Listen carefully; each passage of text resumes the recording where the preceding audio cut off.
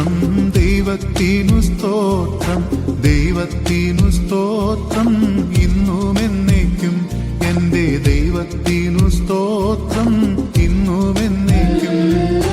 ദൈവത്തിനു സ്തോത്രം, ദൈവത്തിനു സ്തോത്രം, ദൈവത്തിനു സ്തോത്രം, ഇന്നും എന്നേക്കും. എന്റെ ദൈവത്തിനു സ്തോത്രം, ഇന്നും എന്നേക്കും.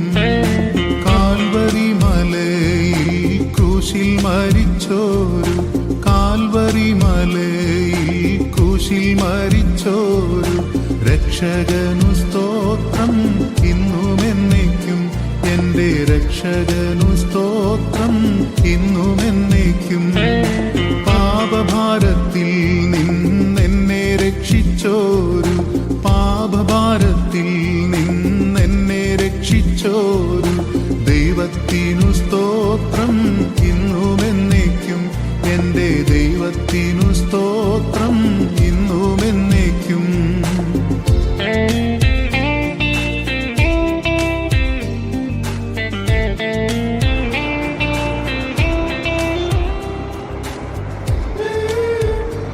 കർത്താവിനെ മഹത്വമുണ്ടാകട്ടെ.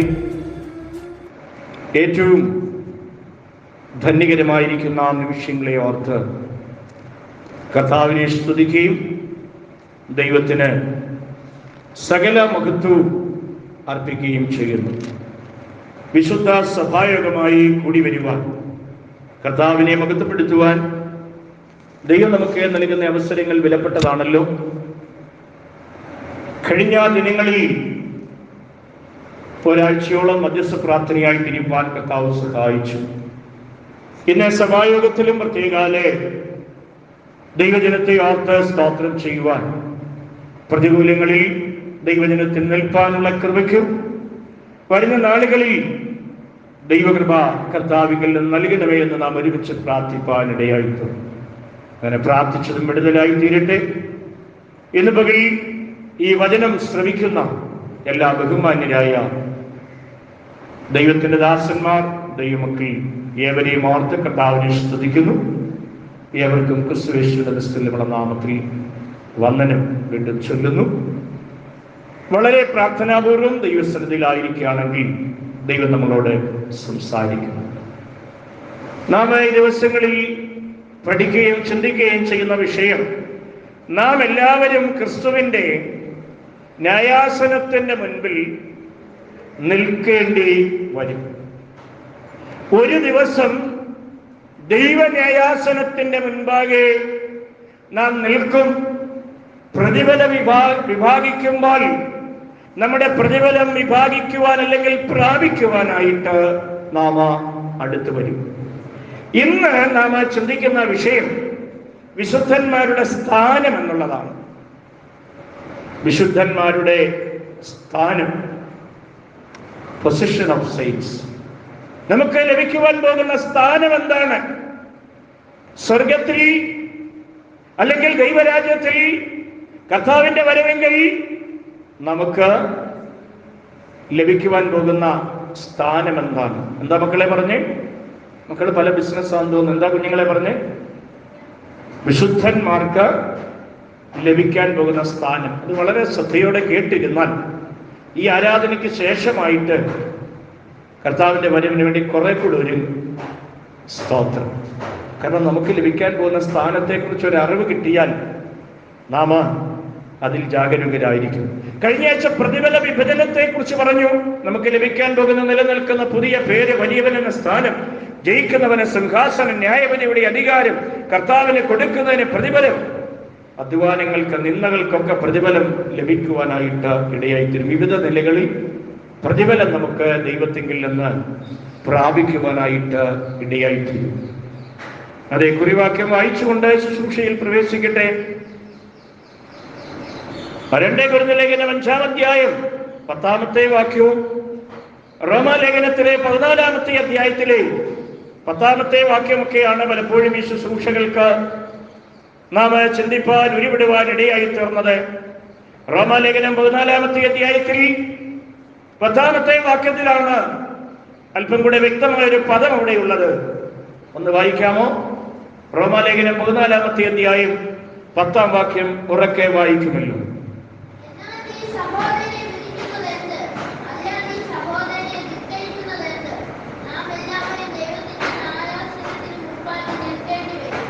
നാം എല്ലാവരും ദൈവത്തിന്റെ ന്യായാസനത്തിന്റെ മുൻപാകെ നിൽക്കേണ്ടി വരും. ഇന്ന് പകൽ എത്ര ദൈവമക്കൾക്ക് ഉറപ്പുണ്ട് ഞാൻ ദൈവസിംഹാസനത്തിന്റെ അല്ലെങ്കിൽ ദൈവത്തിന്റെ ന്യായാസനത്തിന്റെ മുൻപാകെ നിൽക്കുമെന്ന് എത്ര ദൈവമക്കൾക്ക് ഉറപ്പുണ്ട്? ഉറപ്പുണ്ടെങ്കിലൊന്ന് ദൈവത്തിന് സ്തോത്രം പറയാമോ? സ്തോത്രം. ദൈവന്യായാസനത്തിന്റെ മുൻപിൽ വരുമെന്ന് ഉറപ്പുണ്ടാകണമെങ്കിൽ അതിന് മുൻപ് സംഭവിക്കേണ്ടത് ഒന്നുണ്ട്. അത് കർത്താവിന്റെ വരവെങ്കിൽ എടുക്കപ്പെടണം. കർത്താവിന്റെ വരവെങ്കിൽ എടുക്കപ്പെടണം. അങ്ങനെയാണെങ്കിൽ ആദ്യം കർത്താവിന്റെ വരവെങ്കിൽ ഞാൻ എടുക്കപ്പെടുമെന്ന് ഉറപ്പുണ്ടെങ്കിൽ അതിനൊരു സ്തോത്രം പറഞ്ഞാൽ, ഞാൻ കർത്താവിന്റെ വരവെങ്കിൽ എടുക്കപ്പെടും, അതിന് യാതൊരു തർക്കവുമില്ല, ഉറപ്പുണ്ട്. കരമുയർത്തി ദൈവത്തെ ഒന്ന് സ്തുതിക്കാമോ? ഹല്ലേലൂയ. കർത്താവിന്റെ വരവെങ്കിൽ എടുക്കപ്പെട്ടാൽ ഉറപ്പായിട്ട് എവിടെ വരും? ദൈവത്തിന്റെ ന്യായാസനത്തിന്റെ മുൻപാകെ നിൽക്കേണ്ടി വരും. ഇനി ഇത്രയും ദൈവമക്കൾ ഇവിടെ ഇരിക്കുന്നു. നിങ്ങളിൽ ആരെങ്കിലും കർത്താവിന്റെ വരവെങ്കിൽ എടുക്കപ്പെട്ടില്ലെന്നിരിക്കട്ടെ, എടുക്കപ്പെടണമെന്ന എന്റെയും ആഗ്രഹം. ദൈവമക്കളെ അതിനു വേണ്ടിയാണല്ലോ ഓടുന്നത്. എന്നാൽ ഏതെങ്കിലും കാരണവശാൽ തള്ളപ്പെട്ടു പോയി, അപ്പൊ നിങ്ങൾ എവിടെ വരും പിന്നത്തേതിൽ? കർത്താവിന്റെ വരവിന് ശേഷമുള്ള മധ്യാകാശവാസം, അതിനപ്പുറത്തെ 7 വർഷത്തിന് ശേഷമുള്ള മധ്യാകാശവാസത്തിന് ശേഷം 1000 ആണ്ട് വാഴ്ചയ്ക്കുമൊക്കെ അപ്പുറത്തായിട്ട് വെളിപ്പാട് പുസ്തകം 20-ാം അധ്യായം വ്യക്തമായിട്ട് പറയുന്നുണ്ട്. 11 മുതൽ വായിക്കുമ്പോൾ ഞാൻ വലിയൊരു വെള്ളസിംഹാസനം കണ്ടു. ആ വെള്ളസിംഹാസനത്തിന് മുമ്പിൽ സകല ദുഷ്ടന്മാരെയും അല്ലെങ്കിൽ കർത്താവിന്റെ വരവെങ്കിൽ എടുക്കപ്പെടാത്തവരെല്ലാവരും വരും. അന്ന് ജീവന്റെ പുസ്തകത്തിൽ പേരെഴുതി കാണാത്ത ഏവനെയും, വെളിപ്പാട് 20:15, ജീവന്റെ പുസ്തകത്തിൽ പേരെഴുതി കാണാത്ത ഏവനെയും ഞാൻ ഒരു പടി കൂടി കടത്തി പറഞ്ഞാൽ, കർത്താവിന്റെ വരവെങ്കിൽ കൈവിടപ്പെട്ടു പോയാൽ എവിടെ വരും? വെള്ളസിംഹാസനത്തിന്റെ മുൻപിൽ വരികയും പിന്നെ എങ്ങോട്ടായിരിക്കും യാത്ര?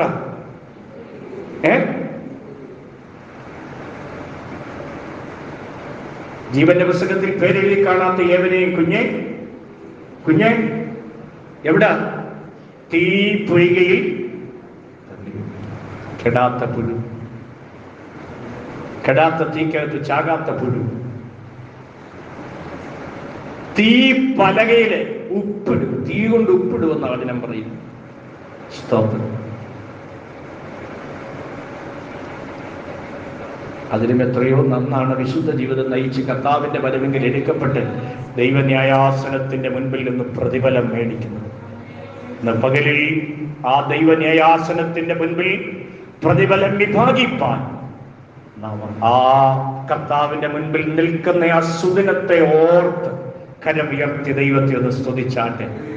ഹല്ലേലൂയ. അന്ന് ഞാനേ അവിടെ ഉണ്ടാകുമെന്നുള്ള ഉറപ്പിൽ കരമുയർത്തി ഒരിക്കൽ കൂടെ ദൈവത്തെ സ്തുതിച്ചാട്ടെ. ഹല്ലേലൂയ. Praise the Lord. എല്ലാവരും കർത്താവിന്റെ വരവിൽ എടുക്കപ്പെടണം. ഈ ശബ്ദം കേൾക്കുന്ന എല്ലാവരും, ഇതിനെയും ഈ പ്രസംഗങ്ങളൊക്കെ സോഷ്യൽ മീഡിയയിൽ വരുന്നത് കൊണ്ട് ഈ പ്രസംഗം പലരും കേൾക്കും. അപ്പോൾ ഇത് കേൾക്കുന്ന എല്ലാവരും കർത്താവിന്റെ വരവെങ്കിൽ എടുക്കപ്പെടണം. അതുകൊണ്ടാണ് ഇതിവിടെ വിളിച്ചു പറയുന്നത്. വിശുദ്ധന്മാരുടെ സ്ഥാനം ദൈവന്യായാസനത്തിന് മുൻപിൽ വിശുദ്ധന്മാരെ ഏത് നിലകളിൽ എത്തുന്നു? ഞാൻ ഒരു ഉദാഹരണം പറയാം. ഞങ്ങളുടെ കാര്യം തന്നെ പറഞ്ഞു തുടങ്ങാം. ഞങ്ങൾ ബൈബിൾ സ്കൂളിൽ ഗ്രാജുവേഷൻ ചെയ്യുമ്പോൾ ആ ബൈബിൾ സ്കൂളിൽ ഗ്രാജുവേഷൻ സമയത്ത് ഞങ്ങൾക്ക് ഗൗണൊക്കെ തരും. ഞങ്ങളുടെ തൊപ്പിയുടെ പൊസിഷനൊക്കെ മാറ്റിയിടും, ഗ്രാജുവേഷൻ നിർവഹിക്കും. അതിനുശേഷം സമ്മാനങ്ങൾ കൊടുക്കും ഗ്രാജുവേറ്റ് ചെയ്ത വിദ്യാർത്ഥികൾക്ക്. അപ്പോൾ എല്ലാവർക്കും എന്തെങ്കിലും ഒരു ചെറിയൊരു സമ്മാനം ആരെങ്കിലും സ്പോൺസർ ചെയ്താൽ ഉറപ്പായിട്ട് കിട്ടും എല്ലാവർക്കും. എന്നാൽ ആ കൂട്ടത്തിൽ ചിലർക്കൊരു പ്രത്യേകതയുണ്ട്. നല്ല അക്കാഡമിക് പെർഫോമൻസ് കാഴ്ചവെച്ച സ്റ്റുഡൻസ്, ഏറ്റവും കൂടുതൽ മാർക്ക് മേടിച്ച സ്റ്റുഡന്റ്, ഏറ്റവും കൂടുതൽ അറ്റൻഡൻസ് ഉള്ള സ്റ്റുഡന്റ്, ഏറ്റവും കൂടുതൽ ദശാംശം കൊടുത്ത സ്റ്റുഡന്റ്, ഏറ്റവും നല്ല സ്വഭാവമുള്ള സ്റ്റുഡന്റ്, ഇവർക്കൊക്കെ എന്ത് ചെയ്യും? പ്രത്യേകം അവാർഡ് കൊടുക്കാനായിട്ട് ഇടയായിത്തീരും. എത്ര പേര് കാര്യം മനസ്സിലാക്കുന്നു? ഒരേ ബെഞ്ചിലിരുന്ന് ബൈബിൾ സ്കൂളിൽ ഇരുന്ന് പഠിച്ചതല്ലേ, ഗ്രാജുവേഷന് ന്യായാസനത്തിൽ ഇരിക്കുന്നത് പോലെ ദൈവത്തിന്റെ ദാസന്മാരൊക്കെ ഇങ്ങനെ ഇരിക്കുമ്പോൾ അവരുടെ മുൻപാകെ വന്ന് ഗ്രാജുവേഷനൊക്കെ സ്വീകരിച്ചതാ. പക്ഷേ സമ്മാനം ഒരുപോലാണോ കിട്ടുന്നത്? ആണോ? സമ്മാനം ഒരുപോലാണോ കിട്ടുന്നത്? ഏറ്റവും കൂടുതൽ മാർക്ക് മേടിച്ചയാടെ പേര് വിളിക്കുമ്പോൾ ആടെ വരവൊക്കെ കണ്ടിട്ടില്ലേ? കഴിഞ്ഞ 3 വർഷം പഠിച്ച് ഏറ്റവും കൂടുതൽ മാർക്ക് മേടിച്ച ആള് വന്നൊരു സമ്മാനം മേടിക്കും. അപ്പൊ ബാക്കിയുള്ളവർ എളുപ്പരായിട്ട് ഇങ്ങനെ ചിരിച്ചോണ്ടിരിക്കും. സ്കൂളിലും ഇത് തന്നെയല്ലേ സംഭവിക്കുന്നത്? 40 കുഞ്ഞുങ്ങൾ പഠിക്കുകയാണെങ്കിൽ ഒരാളുടെ പേര് വിളിക്കുന്നുണ്ടെ കഴിഞ്ഞ വർഷം 1ാം റാങ്ക് ഏറ്റവും കൂടുതൽ മാർക്ക് മേടിച്ച കുട്ടി ആരാ?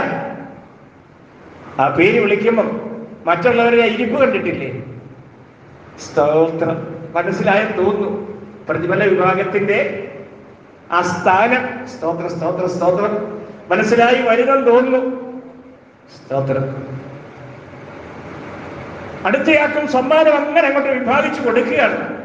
ഓരോ കാറ്റഗറി പറഞ്ഞ് വിഭാഗിച്ചു കൊടുക്കുകയാണ്. ആ കൂട്ടത്തിലുണ്ട് ഇതിലൊന്നും പെടാത്തവരുണ്ട്. അറ്റൻഡൻസ് ഇല്ല, അറ്റൻഡൻസിന് സമ്മാനമില്ല, അക്കാഡമിക് പെർഫോമൻസിന് സമ്മാനമില്ല, സ്വഭാവത്തിന് സമ്മാനമില്ല. പിന്നെ ദശാംശം കൊടുത്ത്, ഇത് ബൈബിൾ സ്കൂളിലെ കാര്യം ഞാൻ പറഞ്ഞു കേട്ടോ, ദശാംശം കൊടുത്തതിനൊക്കെ അവിടെ ഞങ്ങൾക്കൊക്കെ അവാർഡുകളുണ്ട്. ദശാംശം കൊടുത്തതിന് പ്രത്യേക അവാർഡില്ല. ഒരു കാര്യത്തിലും പരിഗണിക്കാതിരിക്കുക. എന്തൊരു നാണക്കേടല്ലേ. എന്നാൽ ചിലരുണ്ട്, അക്കാഡമിക് പെർഫോമൻസിന് സമ്മാനം കിട്ടിയത് ഒരാൾക്ക്, അറ്റൻഡൻസിന് പെർഫോമൻസ് കിട്ടിയത് ഒരാൾക്ക്, സ്വഭാവത്തിന് സമ്മാനം കിട്ടിയതും. എന്റെ ദൈവമേ, അവന്റെ ഒരു പടുതി കണ്ടു, അവന്റെ ഒരു മുഖം കണ്ടു. ഇത് കാണുമ്പോൾ നമ്മൾ ഓർക്കും അവനിട്ട് ഇന്ന് 2 എണ്ണം കൊടുക്കണം. കാരണം നമ്മുടെ ഇരിപ്പ് എങ്ങനെയാണ്? നമ്മുടെ ഇരിപ്പ് എങ്ങനെയാണ്? എളുപ്പരായിട്ട് അവിടെ ഇരിക്കുക. കുഞ്ഞെ, നീയും 3 കൊല്ലം അവന്റെ കൂടെ ഇരുന്നല്ലേ പഠിച്ചത്, അവന്റെ കൂടെ ഇരുന്നല്ലേ എഴുതിയത്. അവൻ പഠിച്ചപ്പം നമ്മൾ എന്തോ ചെയ്യുമായിരുന്നു? അവൻ സാറന്മാരെ അനുസരിച്ച് അധ്യാപകരെ കേട്ട് അവൻ നന്നായിട്ട് പഠിച്ച് നന്നായിട്ട് എഴുതിയപ്പം നമ്മൾ എന്തോ ചെയ്യായിരുന്നു അറിയാമോ? വീട്ടിലിരിക്കുകയായിരുന്നു, അല്ലെങ്കിൽ പഠനം ഉഴപ്പുകയായിരുന്നു, പഠിക്കാതിരിക്കുകയായിരുന്നു, മനഃപൂർവ്വമായി പലതും ചെയ്യുകയായിരുന്നു. കർത്താവിൽ പ്രിയരെ, ക്രിസ്തുവിന്റെ ന്യായാസനത്തിന് മുൻപിൽ നിൽക്കുമ്പോൾ നിങ്ങൾക്കുള്ള സ്ഥാനം എവിടെയായിരിക്കും? എളുപ്പരായി ഒരു സമ്മാനം പോലും മേടിക്കാതെ, ഞാൻ എൻ്റെ ഭാഷയിലേക്ക് പറഞ്ഞതേ ഉള്ളൂ, ഒരു പ്രതിഫലം പോലും മേടിക്കാതെ അവിടെ പുകഴ്ചയുണ്ട്, താഴ്ത്തലുമുണ്ട്. കർത്താവ് അവിടെ പുകഴ്ത്തും നമ്മെ. ഇവൻ വലിയ കഷ്ടത്തിൽ നിന്ന് വന്നവനാണെന്നൊക്കെ പറഞ്ഞേ, അധ്വാനിച്ചവനാണെന്ന് പറഞ്ഞേ, വിശ്വസ്തയോടെ ജീവിച്ചവനാണെന്ന് പറഞ്ഞേ, മാന്യതയോടെ ജീവിച്ചവനാണെന്ന് പറഞ്ഞേ, പ്രതിഫലങ്ങൾ ഭാഗിച്ചെടുക്കുമ്പോൾ അവിടെ ഇരിക്കുമ്പോൾ നമ്മുടെ പേരൂടെ അവിടെ എങ്ങനെയെങ്കിലും ഒന്ന് പരാമർശിക്കേണ്ടി വന്നാൽ പുകഴ്ചയാകുമോ? അതോ ഇകഴ്ചയോ നിരാശപ്പെടുത്തുന്ന അനുഭവമാണോ ഉണ്ടാകുന്നത്? അവിടെ ഞാൻ തൊട്ടു പറയുന്നു, വചനം ഇങ്ങനെ രേഖപ്പെടുത്തിയിരിക്കുന്നത്. 2 തീമോഥെയോസ് 2:5 വളരെ വ്യക്തമായിട്ട് കൊടുത്തിരിക്കുന്നു. ചട്ടപ്രകാരം ഓടാതിരുന്നാൽ അല്ലെങ്കിൽ മല്ല് കെട്ടാതിരുന്നാൽ കിരീടം പ്രാപിക്കയില്ല. 2 തിമോഥെയോസ് 2:5 ഒന്ന് വായിക്കാമോ? മല്ല് കെട്ടിയാലും ചട്ടപ്രകാരം പൊരുതാതെ ഇരുന്നാൽ എന്ന് പറഞ്ഞാൽ വ്യവസ്ഥയോടെ പൊരുതിയാലേ എന്തുള്ളൂ. അങ്ങനെയാണെങ്കിൽ കിരീടം പ്രാപിക്കുവാൻ, ഈ പ്രതിഫലം ഭാഗിക്കാതെ മേടിക്കണമെങ്കിൽ എങ്ങനെ പൊരുതണം?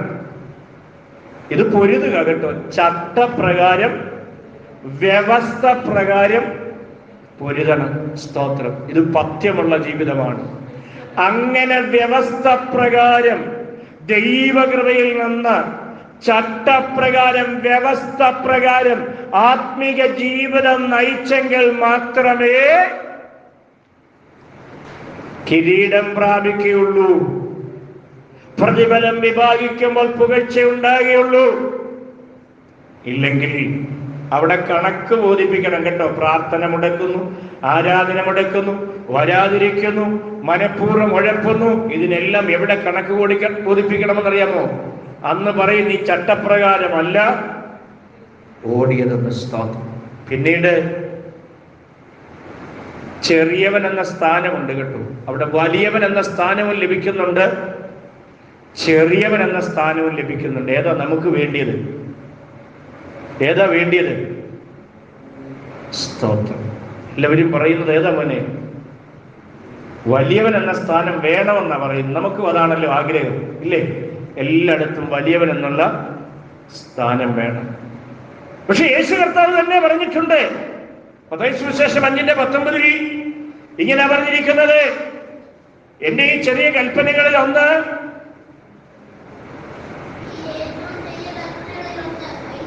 അഴിക്കുകയും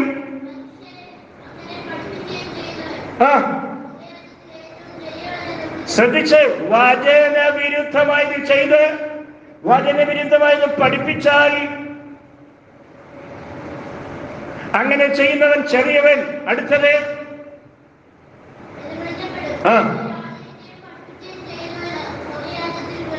എന്നാൽ ശരിയായ ഉപദേശം പഠിപ്പിക്കുന്നവൻ, ദൈവകൽപ്പനയെ മനസ്സിലാക്കിക്കുന്നവൻ, ശരിയാകുന്ന ഉപദേശത്തെ പഠിപ്പിക്കുന്നവനെ അവൻ എന്ത് സ്ഥാനമുണ്ട്? അങ്ങനെയാണെങ്കിൽ നമ്മുടെ ഇന്നത്തെ ചിന്ത ഏതാണ് കേട്ടോ? ദൈവമക്കളുടെ സ്ഥാനം, സ്വർഗത്തിൽ സ്ഥാനമുണ്ടോ? ഉണ്ടോ? വലിയവനെന്നുള്ള സ്ഥാനമുണ്ട്, ചെറിയവനെന്നുള്ള സ്ഥാനമുണ്ട്. എന്നാൽ ഇന്ന് പകൽ ഞാൻ ഓർപ്പിക്കട്ടെ, ആ വലിയവൻ എന്നുള്ള സ്ഥാനം പ്രാപിക്കുവാൻ നാം എല്ലാവരും യോഗ്യരാകണം. ആ കരങ്ങളെ ഉയർത്തി എന്ന് പറയാമോ? കർത്താവേ, സ്വർഗരാജ്യത്തിൽ വലിയവൻ എന്നുള്ള പേരിന് എന്നെ അർഹനാക്കണമേ. ക്രിസ്തുവിന്റെ ന്യായാസനത്തിന് മുൻപാകെ നിൽക്കേണ്ടി വരുമ്പോൾ ചെറിയവൻ എന്നുള്ള സ്ഥാനമാണ് ലഭിക്കുന്നതെങ്കിൽ നിരാശയോടുകൂടി ഞാൻ ഗ്രാജുവേഷന്റെ കാര്യം പറഞ്ഞതുപോലെ കൈ നിറയെ ഒരുവൻ സമ്മാനം മേടിച്ചു കൊണ്ടുപോകുമ്പോൾ ഒന്നും പ്രാപിക്കാതെ നിൽക്കേണ്ട അനുഭവങ്ങളെ ഇന്ന് പകൽ അന്ന് കാണാൻ പോകുന്നതിനെ മുൻകൂട്ടി ഇവിടെ അറിയിക്കുമ്പോൾ ഭയത്തോടെ വിറയലോടുകൂടി ദൈവത്തെ സേവിപ്പാൻ ഇടയാകട്ടെ. അതുപോലെ തന്നെ 1 കൊരിന്ത്യർ 4:5 പറയുന്നുണ്ട്, സകല രഹസ്യങ്ങളെയും വെളിപ്പെടുത്തുമ്പോൾ ദൈവത്തിങ്കിൽ നിന്ന് പുകഴ്ച ഉണ്ടാകും. അങ്ങനെയാണെങ്കിൽ ദൈവത്തിന്റെ സന്നിധിയിൽ ക്രിസ്തുവിന്റെ ന്യായാസനത്തിന് മുമ്പാകെ അതെ പുകഴ്ചയുണ്ട്, പുകഴ്ചയുണ്ട്. അപ്പോൾ ഒന്നുമില്ലെങ്കിലോ, ഒന്നും ചെയ്തിട്ടില്ലെങ്കിലോ, ഉഴപ്പി സഭായോഗത്തിന് വരുന്ന ആളാണെങ്കിലോ വല്ലതും പുകഴ്ച പറയുവോ? കർത്താവിന് വേണ്ടി പ്രവർത്തിക്കുന്നവന് ഉഴപ്പുന്ന കാര്യങ്ങളാണ് വല്ലതും പുകഴ്ച പറയുമോ? ഒരു പുകഴ്ചയും അവിടെ ഉണ്ടാകത്തില്ല. വ്യത്യസ്തങ്ങളാകുന്ന സ്ഥാനങ്ങളെ അതൊക്കെ പഠിപ്പിക്കുന്നെങ്കിൽ ഞാൻ ഇന്ന് പകൽ ഓർപ്പിക്കട്ടെ, വിശുദ്ധന്മാർക്ക് ലഭിക്കുവാൻ പോകുന്ന സ്ഥാനം നിങ്ങൾ പുകഴ്ച പ്രാപിക്കുന്നവരുടെ കൂട്ടത്തിലാകട്ടെ, വലിയവനെന്ന സ്ഥാനം പ്രാപിക്കുന്നവരുടെ കൂട്ടത്തിലാകട്ടെ, ചട്ടപ്രകാരം നിന്ന് കിരീടം പ്രാപിക്കുന്നവരുടെ കൂട്ടത്തിലാകട്ടെ. വളരെ പ്രധാനപ്പെട്ട 1-2 ചിന്തകൾ ചേർത്ത് പറയട്ടെ. നമുക്ക് ലഭിക്കുവാൻ പോകുന്ന പദവി എന്ന് പറയുന്നത്, ഞാൻ 7 or 8 കാര്യങ്ങൾ നോട്ട് ചെയ്തെങ്കിലും അത്രയുമൊന്നും പറയുവാൻ കഴിയുന്നില്ല. എല്ലാത്തിൻ്റെയും ആശയം ഒറ്റ ആശയമാണ്. അതുകൊണ്ട് 1-2 കാര്യങ്ങൾ മാത്രം ഓർപ്പിക്കാം. 1 യോഹന്നാന്റെ ലേഖനം അതിന്റെ 3-ാമത്തെ അധ്യായം അതിന്റെ 2-ാമത്തെ വാക്യം ഒന്ന് വായിക്കണം. 1 യോഹന്നാന്റെ ലേഖനം 3-ാം അധ്യായം അതിന്റെ 2-ാമത്തെ വചനം.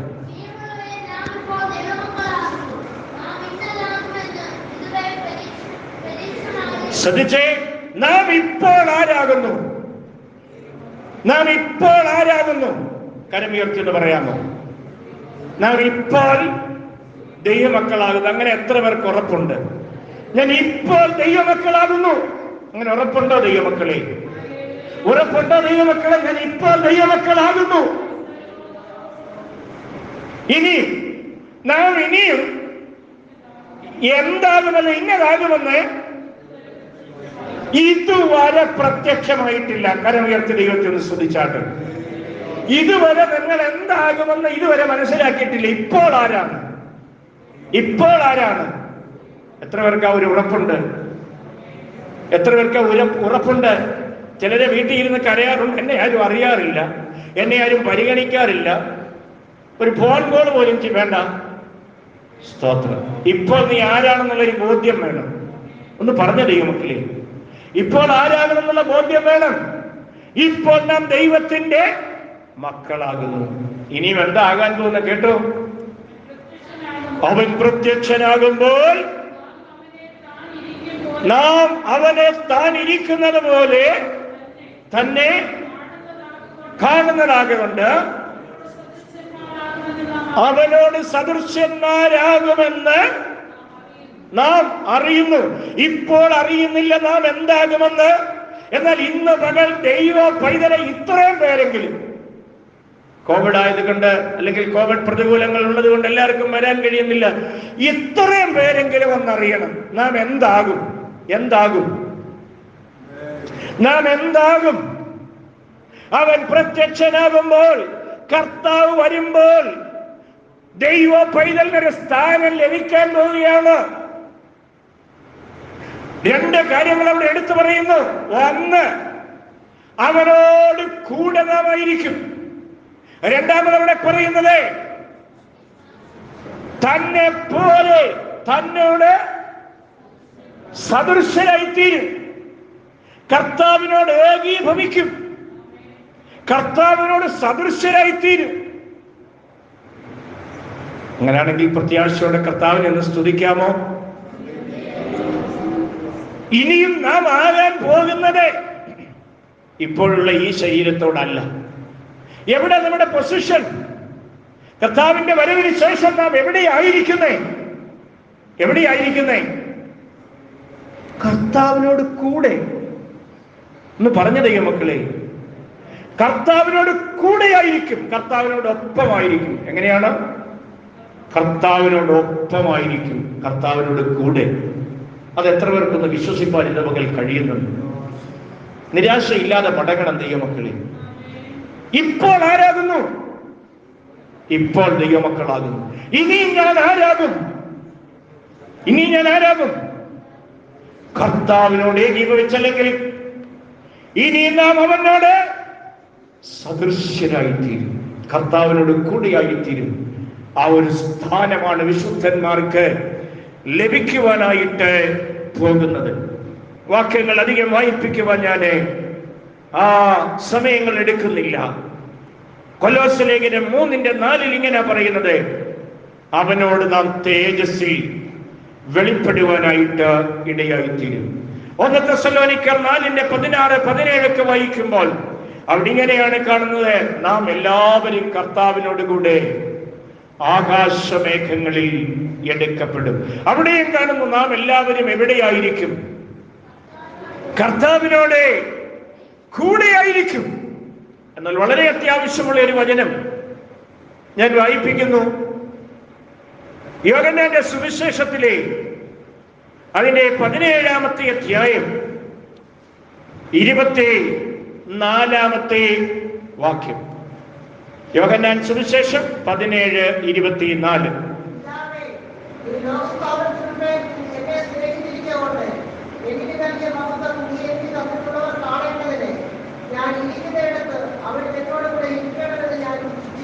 ശ്രദ്ധിച്ചേ, ഞാൻ ഇരിക്കുന്ന ഇടത്ത് പിതാവേ ആരിക്കണം? ആരിക്കണം? എന്നോട് കൂടെയുള്ള എന്റെ മക്കൾ ഇരിക്കണം, വിശുദ്ധന്മാർ ഇരിക്കണം. അങ്ങനെയാണെങ്കിൽ ആ സ്ഥാനം എവിടെയാണ്? ഞാൻ ഇരിക്കുന്ന ഇടത്ത്. ദൈവമക്കളെ, ഇത് മോശം മാർഗമല്ല കേട്ടോ. രക്ഷിക്കപ്പെട്ട് സ്നാനപ്പെട്ടത് വെറുതെ അല്ല. നിങ്ങൾ നിരാശപ്പെട്ട് ജീവിതം തള്ളി നീക്കുന്നെങ്കിൽ ഇന്ന് പകൽ ഞാൻ വിളിച്ചു പറയട്ടെ, ക്രിസ്തുവിനെ ഒന്ന് മുറുകെ പിടിക്കേ.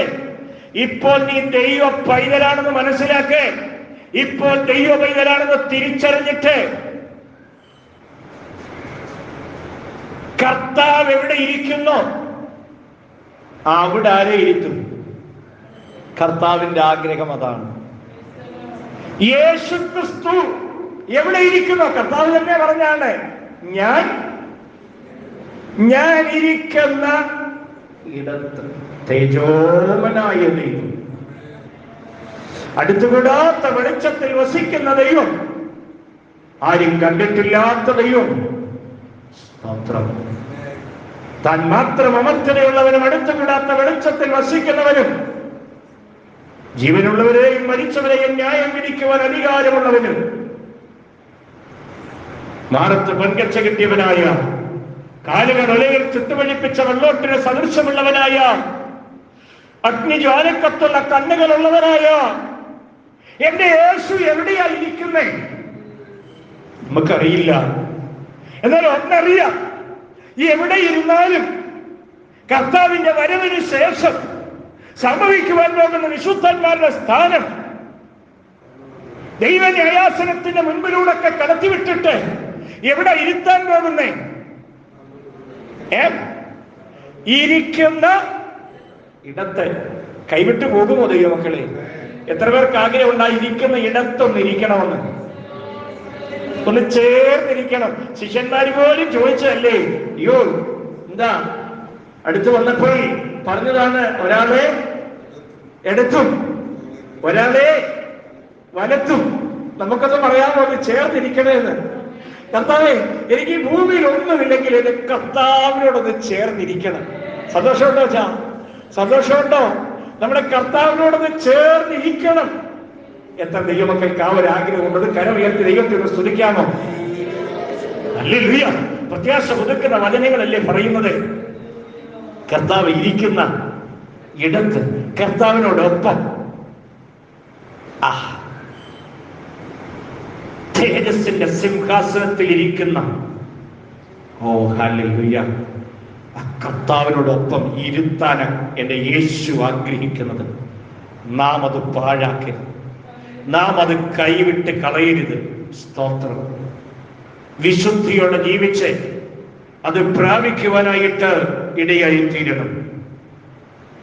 അതുപോലെ തന്നെ യോഹന്നാൻ സുവിശേഷം 14:3 യേശു കർത്താവ് ആവർത്തിച്ച് അതേ പദം തന്നെ പറയുവാനായിട്ട് ഇടയായി തീർന്നു.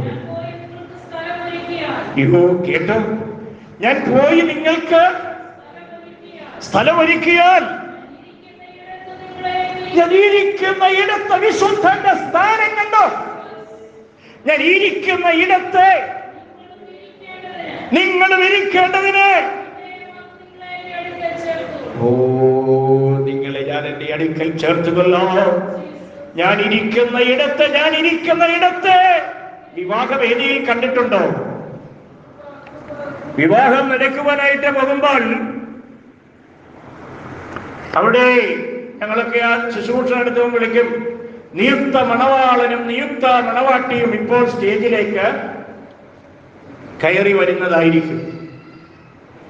ഇപ്പം മണവാളൻ ഏതാ മണവാട്ടി ഏതാന്നും അധികം തിരിച്ചറിയാനൊക്കത്തില്ല. കാരണം മണവാളന്റെ കൂടെയും കാണും 5-6 പേര് സ്യൂട്ടും ഒക്കെ ഇട്ടാ വരുന്നത്. മണവാട്ടിയുടെ കൂടെയും കാണും അതേപോലൊക്കെ തന്നെ 50 രൂപയുടെ സാരി ധരിച്ചുകൊണ്ടാണ് വരാനായിട്ട് ഇടയായിത്തീരുന്നത്. കാരണം ആ സാരിയുടെ പടുതി ആ രീതിയിലായിരിക്കും. സ്തോത്രം. അത് കാണാൻ കഴിയും ഇപ്പൊ കല്യാണങ്ങൾക്ക് ചെന്നാൽ.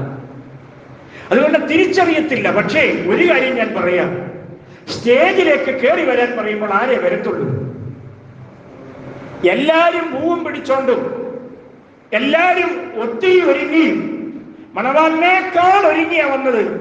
എല്ലാവരും മണവാട്ടിയേക്കാൾ ഒരുങ്ങി വന്നാൽ സ്റ്റേജിലേക്ക് വരാൻ പറയുമ്പോൾ ആരെ വരത്തുള്ളൂ?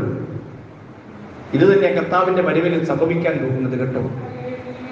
അന്നേരം ആരെങ്കിലും ചിന്തിക്കുക, എന്നാൽ ഞാൻ അങ്ങോട്ടും കയറി ചെന്നേക്കാം, ഇന്ന് എന്റെ ആട്ട കല്യാണം എന്നും കൊണ്ട് ആരെങ്കിലും ചിന്തിച്ച കാര്യം നടക്കുമോ? ദൈവമക്കളെ, കുഞ്ഞെ സമ്മതിക്കുവോ? സമ്മതിക്കുവോ? വിവാഹം കഴിക്കാൻ പോകുന്ന ഒരു മോനോടാ ഞാൻ ചോദിച്ചത്. ഇത് സോഷ്യൽ മീഡിയയിൽ പോകുന്ന ഞാൻ പേര് പറയുന്നില്ല. വിവാഹം കഴിക്കാൻ പോകുന്ന മോനോട് ഞാൻ ചോദിച്ചത്, ഇപ്പൊ കയറി വരുമെന്ന് പറയുമ്പോൾ വേറൊരു പെൺകൊച്ച കയറി വരുന്നെങ്കിൽ, നിയുക്ത മണവാട്ടി അല്ല കയറി വരുന്നെങ്കിൽ സമ്മതിക്കൂ? കാരണം ഒരു നിശ്ചയം കഴിഞ്ഞു, ഇനി ഒരുക്കപ്പെട്ടതേ കയറി വരത്തുള്ളൂ. ആരെല്ലാം കൂടുതൽ മുല്ലപ്പൂ ചൂടിയാലും, ആരെല്ലാം കൂടുതൽ പെർഫ്യൂം അടിച്ച വന്നതെങ്കിലും ഒരുങ്ങി വന്ന ഒരാളുണ്ട്, നിശ്ചയം കഴിഞ്ഞതുണ്ട്. ഇത് തന്നെയാണ് കർത്താവിന്റെ വരവെങ്കിലും സംഭവിക്കാൻ പോകുന്നത്. അവൻ സ്റ്റേജോലോട്ട് കയറി ഒരു ആ സ്ഥാനം കണ്ടോ, ബാക്കിയുള്ളവരെല്ലാം എവിടെ ഇരുന്നോണം? നിങ്ങൾ ശ്രദ്ധിച്ചേന്നേ, ഒരു സ്പെഷ്യൽ കസേരയല്ലേ, ചെയറല്ലേ ഒരുക്കിയിരിക്കുന്ന, വലിയ സിംഹാസനം പോലുള്ള ഒരു ചെയർ. അവിടെ ആരിരിക്കണം? അവിടെ ആരിരിക്കണം? നിയുക്ത മണവാളനും മണവാട്ടിയും വന്ന് അവിടെ നിൽക്കാൻ പറയും. വേറെ ഒരാൾ പോലും കയറി വരത്തില്ല. ആർക്കെങ്കിലും മോഹം ഉണ്ടായാലൊട്ടും നടക്കത്തുമില്ല. വന്നാലൊട്ടും മോനെ സമ്മതിക്കത്തുമില്ല. ഇനി മോൻ സമ്മതിച്ചാലും ഞങ്ങൾ എന്ത് ചെയ്യത്തില്ല. ആ ഭാഗം മനസ്സിലായോ? സ്തോത്രം. കാരണം ഒരുക്കപ്പെട്ട് വന്നിരിക്കുന്നവർ എവിടെ നിൽപ്പുണ്ട്? ശരിയല്ലേ? ഇതുപോലെ കർത്താവിന്റെ വരവെങ്കിൽ സംഭവിക്കാനായിട്ട് പോകുന്ന ഒരുങ്ങിയോ? ഒരുങ്ങിയോ? നിശ്ചയം കഴിഞ്ഞോ? നിശ്ചയം കഴിഞ്ഞോ? എവിടെ ഇരുത്താൻ പോകുന്നറിയാമോ? എവിടെ ഇരുത്താൻ പോകുന്നറിയാമോ? ഞാൻ സ്ഥലം ഒരുക്കാൻ പോകുന്നു. എന്റെ പിതാവിന്റെ ഭവനത്തിൽ അനേക വാസസ്ഥലങ്ങളുണ്ട്.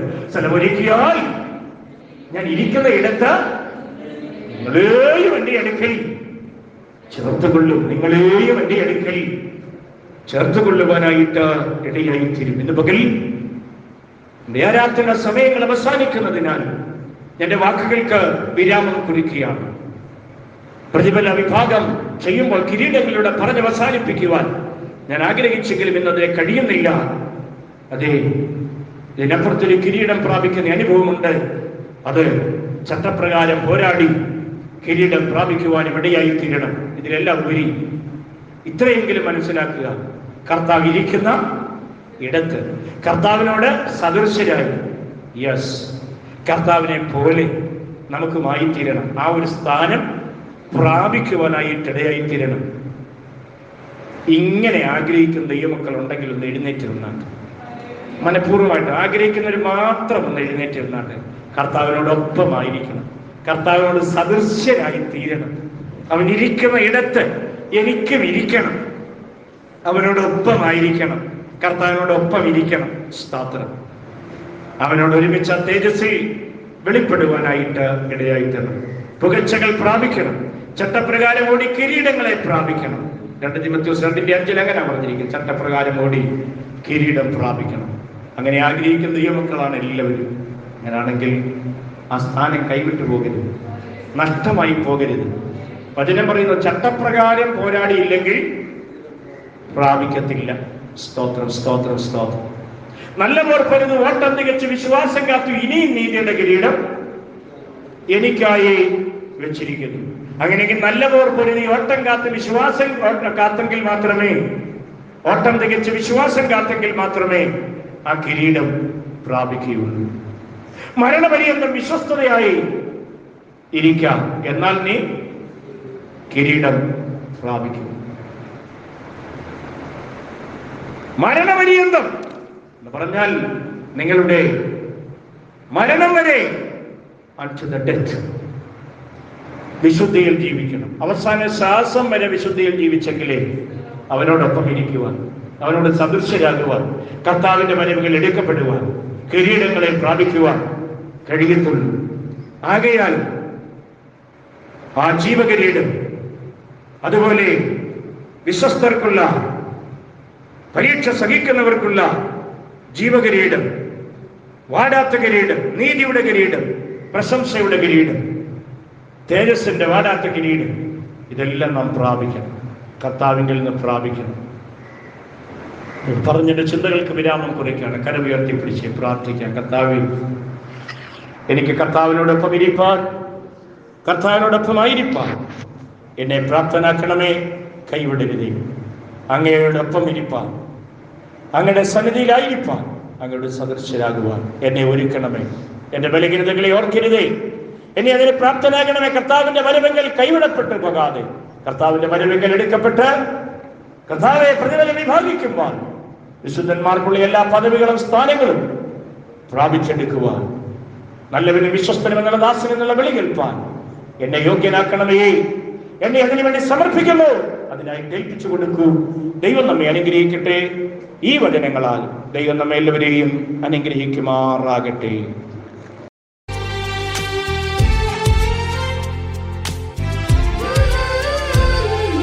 കണ്ണുനീർ തൂകുമ്പോൾ മനസ്സലിയുന്ന, കണ്ണുനീർ തൂകുമ്പോൾ മനസ്സലിയുന്ന ദൈവത്തിനു സ്തോത്രം ഇന്നും എന്നേക്കും. എൻ്റെ ദൈവത്തിനു സ്തോത്രം ഇന്നും എന്നേക്കും. പെറ്റതള്ളയേക്കാളുറ്റു സ്നേഹിക്കുന്ന, പെറ്റതള്ളയേക്കാളുറ്റു സ്നേഹിക്കുന്ന ദൈവത്തിനു സ്തോത്രം ഇന്നും എന്നേക്കും. എൻ്റെ ദൈവത്തിനു സ്തോത്രം ഇന്നും എന്നേക്കും. ദൈവത്തിനു സ്തോത്രം, ദൈവത്തിനു സ്തോത്രം, ദൈവത്തിനു സ്തോത്രം ഇന്നും എന്നേക്കും. എൻ്റെ ദൈവത്തിനു